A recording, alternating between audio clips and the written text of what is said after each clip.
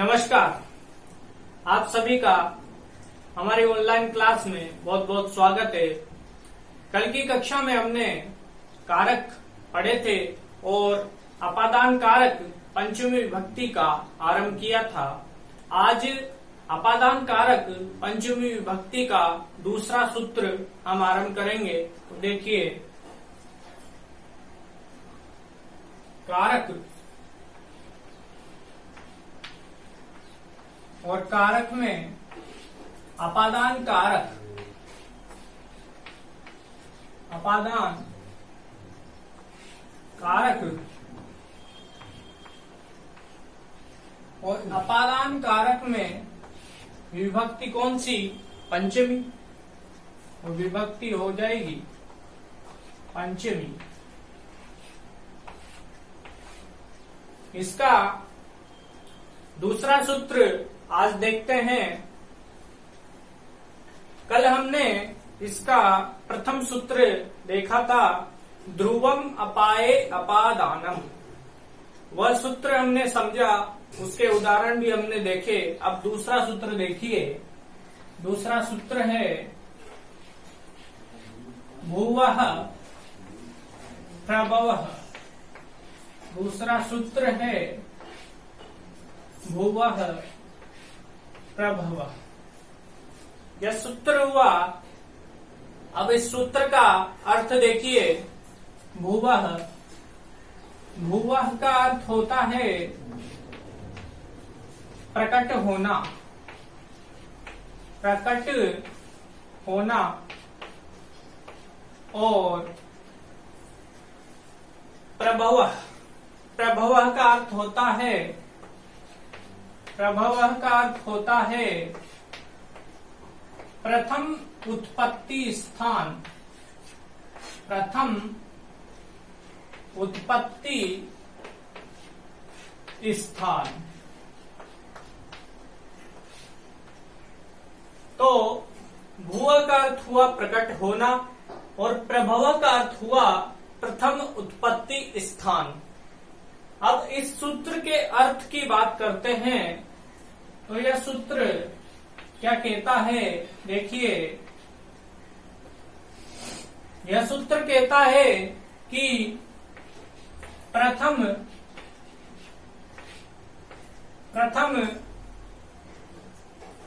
प्रकाश स्थान, प्रथम प्रकाश स्थान या प्रथम प्रकाश स्थान या प्रथम उद्गम, प्रथम उद्गम स्थान की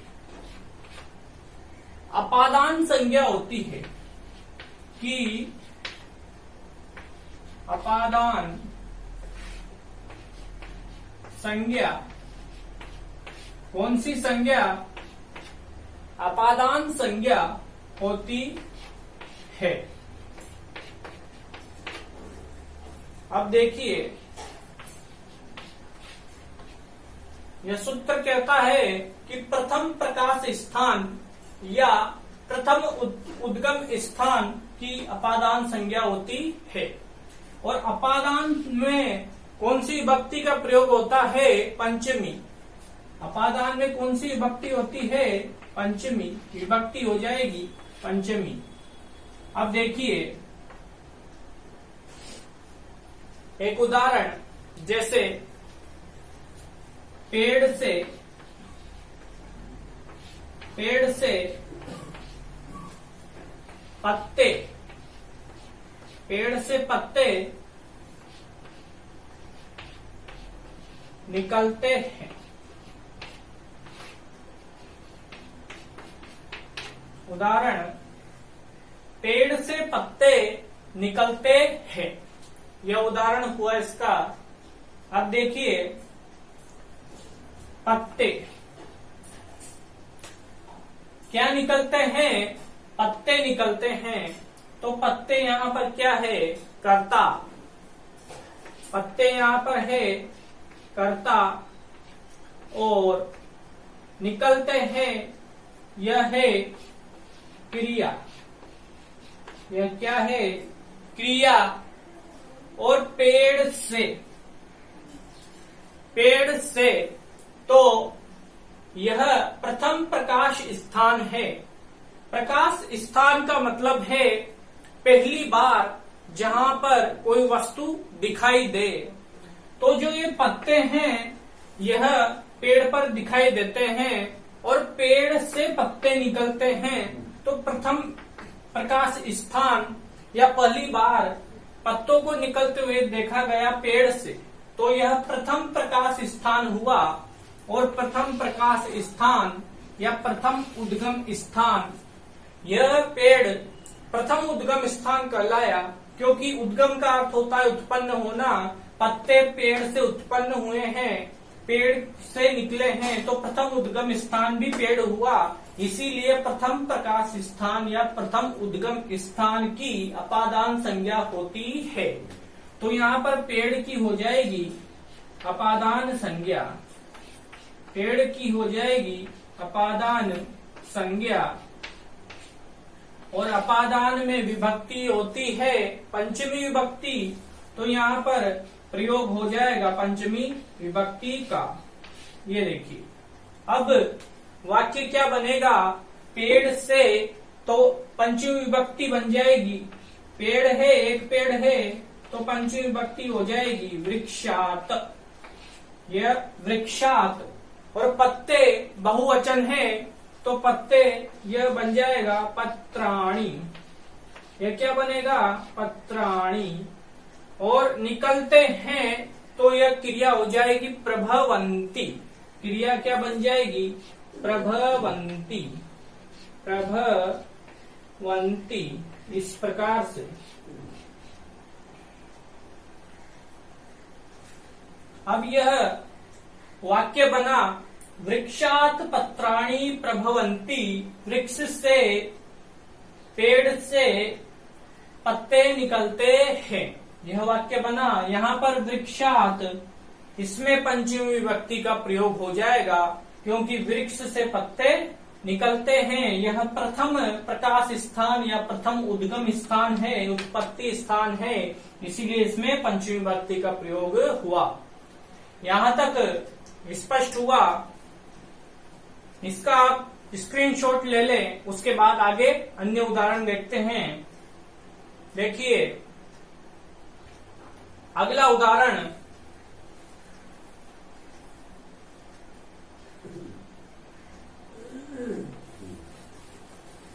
अगला उदाहरण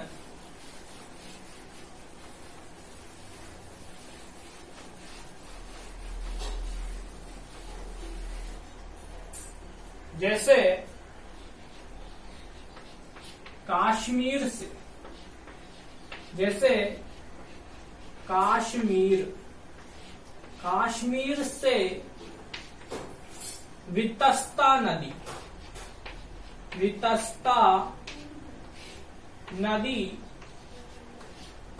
निकलती है। वितस्ता नदी निकलती है। तो अब देखिए कौन सी नदी निकलती है? वितस्ता नदी। तो यह तो क्या है? निकलती है। वितस्ता नदी निकलती है, तो वितस्ता नदी तो हो जाएगी कर्ता, और निकलती है यह क्या हो जाएगी? क्रिया। निकलती है यह क्या हुई? क्रिया। और काश्मीर से, तो काश्मीर से वितस्ता नदी को निकलता हुआ देखा गया, तो काश्मीर क्या हुआ? प्रथम प्रकाश स्थान। पहली बार काश्मीर से वितस्ता नदी को निकलता हुआ देखा गया, तो यह प्रथम प्रकाश स्थान हुआ। यहाँ से काश्मीर से इस नदी की उत्पत्ति हुई, तो यह प्रथम उद्गम स्थान हुआ, और इसीलिए इस काश्मीर की अपादान संज्ञा हो जाएगी। और अपादान में पंचमी विभक्ति का प्रयोग होता है, तो काश्मीर इसकी क्या हो गई?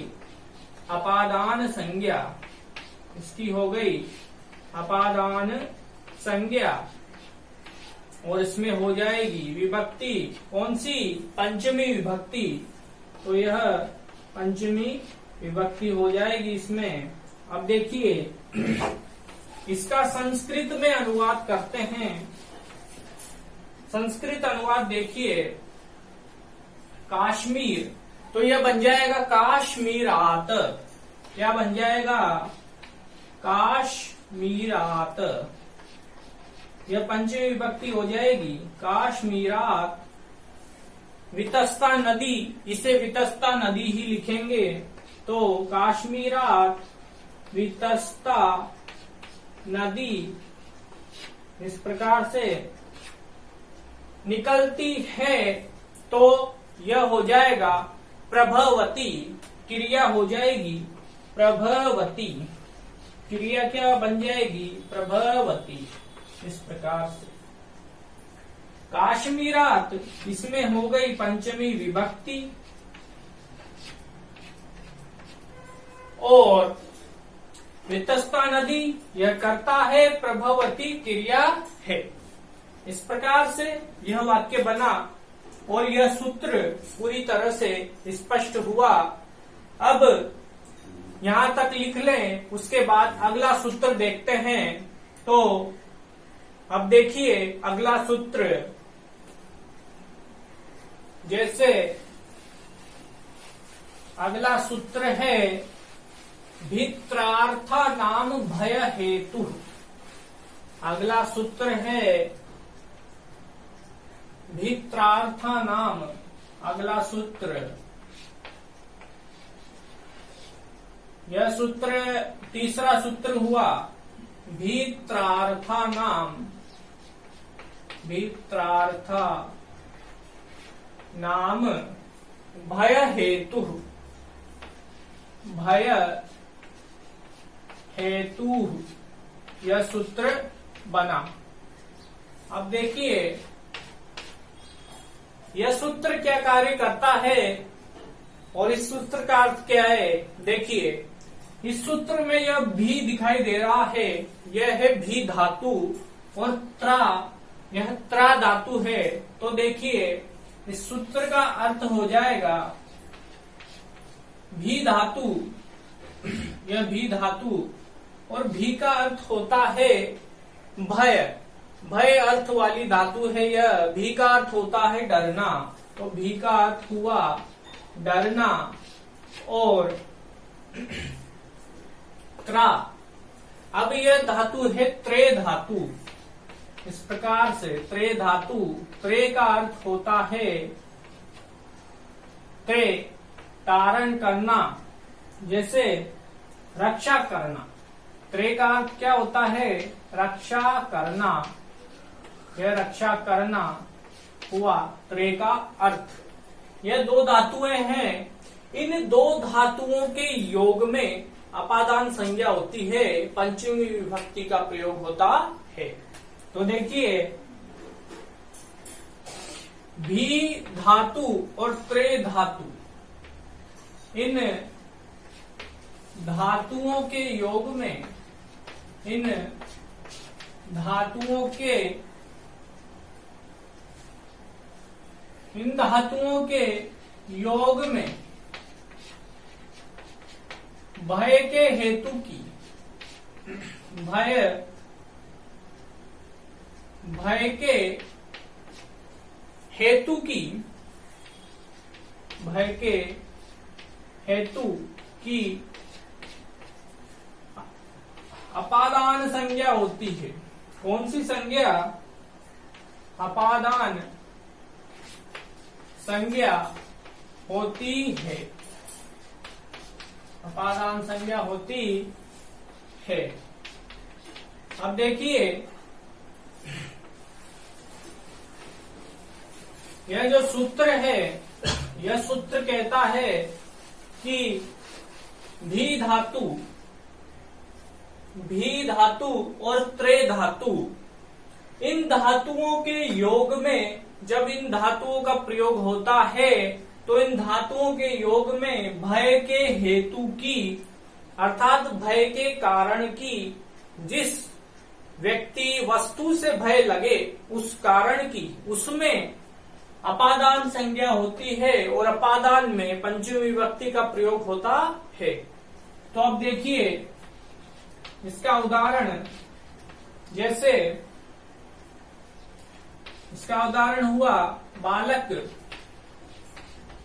बालक चोर से, बालक चोर से डरता है, बालक चोर से डरता है, यह उदाहरण हुआ। अभी देखिए इस उदाहरण में बालक क्या है? कर्ता। क्यों? क्योंकि क्रिया को करने वाला ही कर्ता होता है। तो डरता है, कौन डरता है? बालक डरता है। तो बालक क्या हुआ? कर्ता। और डरता है क्या हुआ? डरना है क्रिया, डरता है क्या है? क्रिया। और चोर से डरता है, तो यह सूत्र भित्रार्था नाम भय हेतु कहता है कि भय के हेतु की, तो हेतु अर्थात क्या? कारण। तो भय का कारण क्या है? चोर, चोर से डरता है, तो भय के हेतु की अपादान संज्ञा होती है। तो भय का हेतु कारण क्या है? चोर, चोर से डरता है, इसीलिए इसकी अपादान संज्ञा होगी। तो चोर से इसकी हो जाएगी अपादान संज्ञा, इस प्रकार से। और अपादान संज्ञा हुई तो अपादान में पंचमी विभक्ति का प्रयोग होता है, तो इसमें चोर में पंचमी विभक्ति का प्रयोग होगा।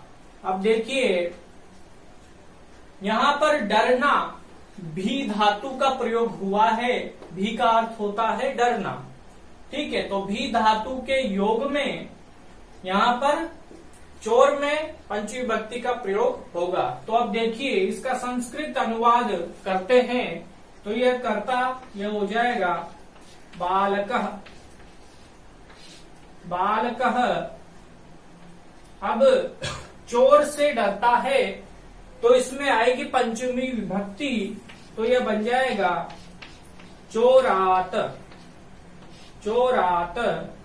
डरता है तो क्रिया हो जाएगी बिभेति, क्या हो जाएगी क्रिया?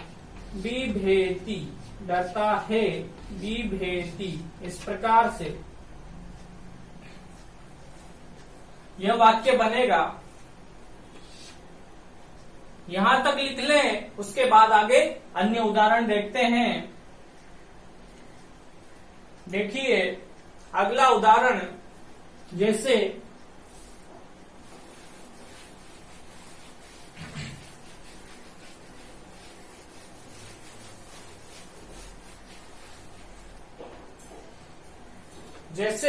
राजा चोर से रक्षा करता है, यह उदाहरण हुआ अगला। तो राजा चोर से रक्षा करता है, राजा चोर से रक्षा करता है, यह उदाहरण हुआ। अब देखिए यहां पर राजा क्या है? कर्ता, क्योंकि राजा रक्षा करता है, तो राजा क्या है? कर्ता। यह राजा हो गया कर्ता, और रक्षा करता है, तो यह क्या है? क्रिया, यह क्या हो जाएगी? क्रिया। और चोर से रक्षा करता है, तो किससे रक्षा कर रहा है? चोर से, इसीलिए रक्षा करता है, तो चोर से रक्षा करता है। तो यहां पर इस उदाहरण में एक मिनट, इसमें चोर नहीं आएगा, यहां पर आएगा दुष्ट। राजा दुष्ट से रक्षा करता है।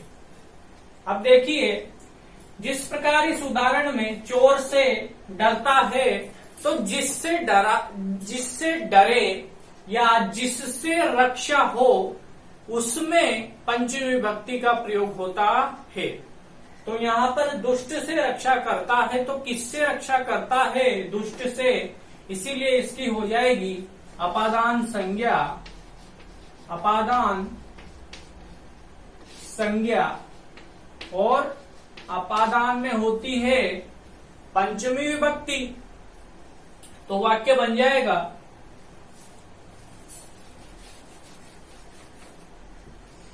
राजा को बोलते हैं निरुपः, निरुपः दुष्ट से, तो पंचमी विभक्ति दुष्टात, यह दुष्टात, यह हो गई पंचमी विभक्ति। और रक्षा करता है तो क्रिया हो जाएगी रक्षति या इसे त्रायते, त्रायते, इसका अर्थ भी रक्षा करना ही होता है। तो यह रक्षति या त्रायते, निरुपः दुष्टात रक्षति या त्रायते, राजा दुष्ट से रक्षा करता है। यह वाक्य बना। जिससे रक्षा की जाए, तो दुष्ट से रक्षा की जा रही है, या जिससे डरता है, तो जो डर का कारण है चोर, और जो जिससे रक्षा की जा रही है दुष्ट, तो इन दोनों में पंचमी विभक्ति का प्रयोग हो जाएगा। इस प्रकार से यह दूसरा सूत्र भी स्पष्ट हुआ। अब हम अगला सूत्र पढ़ते हैं। यहां तक स्क्रीनशॉट ले लें, उसके बाद अगला सूत्र आरंभ करते हैं। तो देखिए, अब अगला सूत्र देखिए।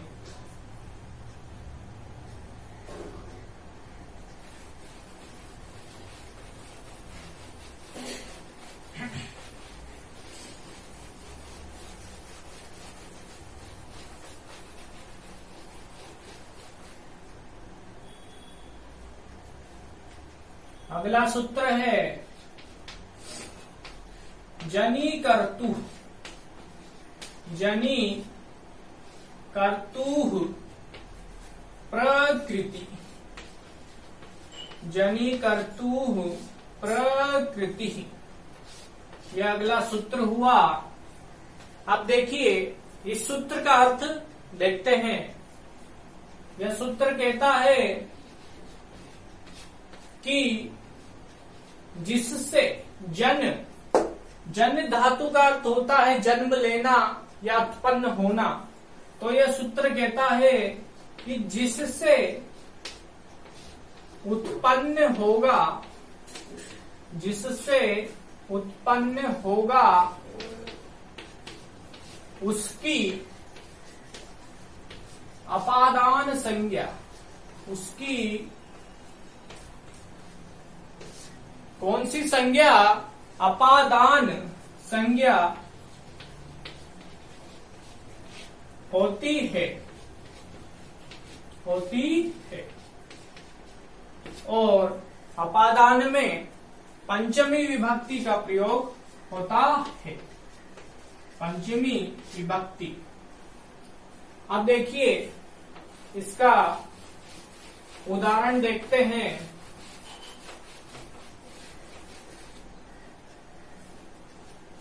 जैसे काम से क्रोध उत्पन्न होता है, तो देखिए काम से क्रोध उत्पन्न होता है। अब देखिए यह सूत्र कहता है जनी कर्तुः प्रकृति, कि जिससे उत्पन्न होगा, जिससे उत्पन्न होगा उसकी अपादान संज्ञा होती है। तो यहाँ पर काम से क्रोध उत्पन्न होता है, तो जिससे उत्पन्न होता है, उत्पन्न क्या हो रहा है? क्रोध। लेकिन किससे उत्पन्न हो रहा है? काम से। तो जिससे उत्पन्न होगा उसकी अपादान संज्ञा होती है। तो काम से उत्पन्न हो रहा है, इसीलिए काम इसमें अपादान संज्ञा होगी, तो काम इसमें हो जाएगी अपादान संज्ञा।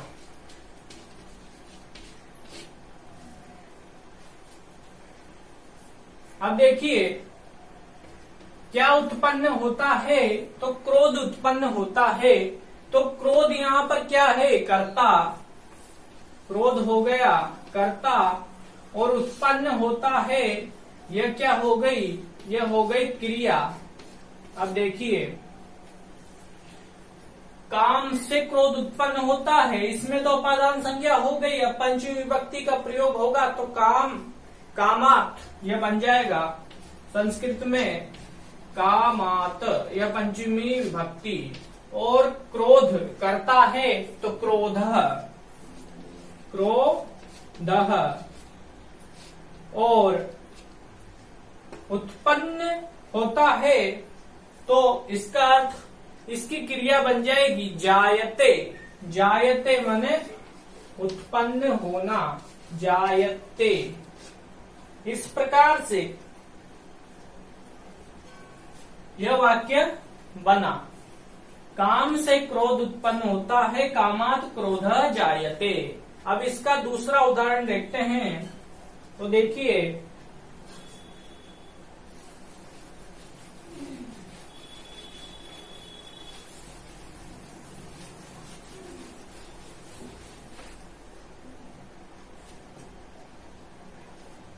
अगला उदाहरण, जैसे गोबर से बिच्छू उत्पन्न होता है, यह उदाहरण। तो देखिए गोबर से बिच्छू, बिच्छू उत्पन्न होता है, बिच्छू उत्पन्न होता है। अब देखिए यहां पर बिच्छू यह क्या है, कर्ता। क्यों, क्योंकि यह बिच्छू उत्पन्न होता है, ठीक है, क्रिया है। तो बिच्छू क्या है, कर्ता। यह तो यहां पर हुआ कर्ता, और उत्पन्न होना क्या है, यह है क्रिया। तो उत्पन्न होना क्या हुई, क्रिया। और गोबर से, तो अब जिससे उत्पन्न हो उसकी अपादान संज्ञा होती है। तो गोबर से उत्पन्न हो रहा है, इसीलिए इसकी अपादान संज्ञा हो जाएगी। और अपादान संज्ञा होकर के अपादान में पंचमी विभक्ति का प्रयोग होता है। तो गोबर से इसकी हुई अपादान संज्ञा। अब देखिए वाक्य बनेगा, तो जिससे उत्पन्न हो उसकी अपादान संज्ञा और पंचमी विभक्ति होती है। तो वाक्य बन जाएगा, गोबर को बोलते हैं गोमयात। पंचमी विभक्ति में बन जाएगा यह गोमयात। क्या बन जाएगा, गोमयात। गोमयात। बिच्छू, बिच्छू को बोलते हैं वृश्चिक। और वृश्चिक एक राशि भी होती है, तो वृश्चिक, तो यह बना वृश्चिकः, वृश्चिकः। और उत्पन्न होता है, क्रिया है, तो क्रिया हो जाएगी जायते। तो यह बनी क्रिया जायते। इस प्रकार से यह वाक्य बना, गोमयात वृश्चिकः जायते। गोबर से बिच्छू उत्पन्न होता है। यह वाक्य पूरा हुआ। अब साथियों यहां तक आप लिख ले। इस प्रकार से यह आज के 3 सूत्र स्पष्ट हुए। अब हम अगली कक्षा में मिलते हैं। नमस्कार।